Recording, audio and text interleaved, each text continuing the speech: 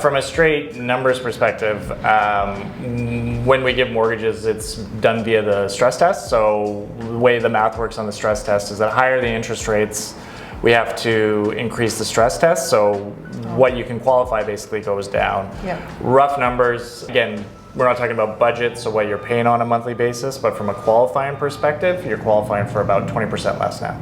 Yeah.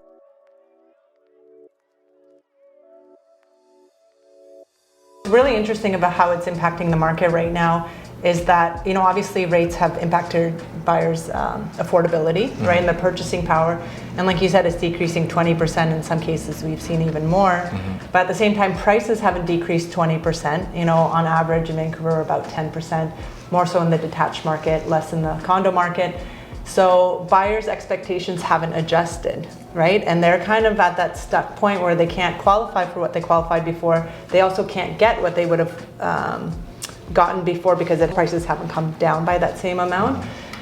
So what we're seeing right now is sales have significantly declined. Like sales right now in October are down 45% relative to last year. And it's not so much from our clients that they can't afford to get into the market or they don't want it, but they're waiting and speculating to see if prices are going to come down 20% or more, in which case they'd be in a better position. What I'm seeing is we still have clients who want to get into the market, but they're on the sidelines waiting to see what happens. Are you seeing that as well? Yeah, a lot of conversations. Yeah. Interesting enough, a lot with first-time home buyers. Yeah. They feel that hopefully that these prices are going to come down, and then finally they can take a stab at a 1 or a 2 bedroom place, right? Something like that. But it's a really tough spot because besides the stress test going up, condo fees are going up. I'm sure property taxes aren't going to go down. And then if you need rental income to help you, the amount that rental income helps in terms of qualifying for a mortgage with this higher stress test is actually less as well.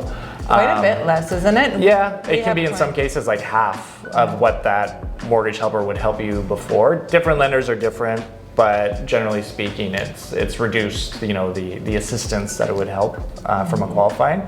I'm hearing the same thing. A lot of conversations about people wanting to buy, but they're waiting. So what's interesting to me though is what we're seeing with buyers. I think we're pretty consistently seeing that same messaging. Buyers are being urged by their friends and family in the news. Everyone's waiting for prices to come down. At the same time, what we're seeing with a lot of our seller clients is that they're not in a rush. They're not in a panic to sell. And how that's showing up in the market is that the demand has dropped. Like sales are down about 45% relative to this last year. But inventory, it hasn't come up significantly. So what we've seen is that the rates of new listings coming onto the market is actually down slightly relative to last year. It's down relative to September. And the pace of total inventory in the marketplace is it's only up about 20% relative to this time last year. And this time last year, we had record low inventory levels. So what we're sitting on right now is buyers are reluctant. They're wanting to wait until prices go down. And sellers are reluctant to sell. We have a few clients right now who are saying, hey, we'll sell, but we want, this price, which is pretty close to where it was in the spring. And if we don't get it, we'll hold on to the property, maybe put a tenant in there because rents are high, or just sit on it until the market comes back. So it's very interesting to me because these two sides are expecting different things of the market in the next 6 months. And, I think no one could really see exactly what's going to happen with clarity. But traditionally in Vancouver, when we get these standstills, it usually ends up being, sellers who have a lot of equity holding out and they're just not willing to sell at the prices that buyers want. And eventually buyers just suck it up and get in at the higher prices. It's how I've seen it play out over the last decade. Yeah. I would agree. I think particularly because we're in a really tough part for the last 8 months, but the previous 5-6 years, people have made incredible wealth through real estate. So if there's no reason for them to sell, if they can make the payments, rents are high, they're just going to keep holding on to it, right? Yeah. So I think the rental market's still pretty hot in Vancouver. It's up, over 20% relative to last year average rents are, so. Which is wild. Everybody's circumstance is different. Some people do want to cash out. Like I've heard some of our investor clients say they want to cash out or de-risk their portfolio. But right now I see tons of buyers with nothing to buy.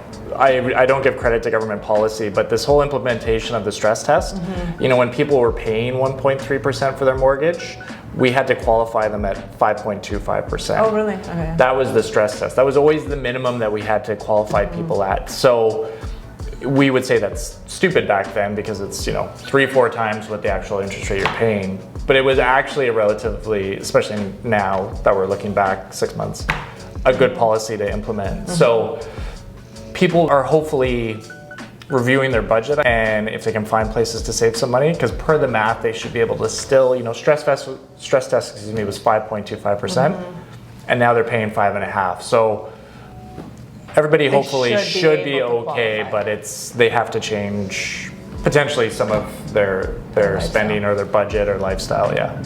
And the other interesting thing is, I think, it's very clear we're most likely headed into recession, right? And again, a lot of people speculating, we're heading into recession and prices are going to come down.